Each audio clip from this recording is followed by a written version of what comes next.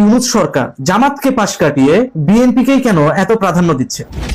আরেকটা জিনিস খেয়াল করে দেখেন, ঠিক যে সময় দেশের প্রশ্নে সব দলগুলো ঐক্যমত্য হয়ে বিদেশি আগ্রাসন শক্তিকে মোকাবেলা করার চেষ্টা করছে, অর্থাৎ চট্টগ্রাম বন্দর এবং দেশীয় নদী বন্দরগুলো এগুলো যেন বিদেশিদের হাতে চলে না যায় সেটার দিকে ফোকাস দিচ্ছে, ঠিক ওই সময়ই ডক্টর ইউনূস একটা বিতর্কিত মন্তব্য করে বসেন সশস্ত্র বাহিনী দিবসে। তিনি বলেন যে স্বাধীনতার ঘোষক জিয়াউর রহমান এবং 25 তারিখে নয় 27 তারিখ থেকে বরং আমাদের স্বাধীনতা দিবস পালন করা উচিত। যদি সেটাই হয় তাহলে কি জাতির পিতা 2 দিন পর আমাদের শুনতে হবে ডক্টর ইউনূস ছিল?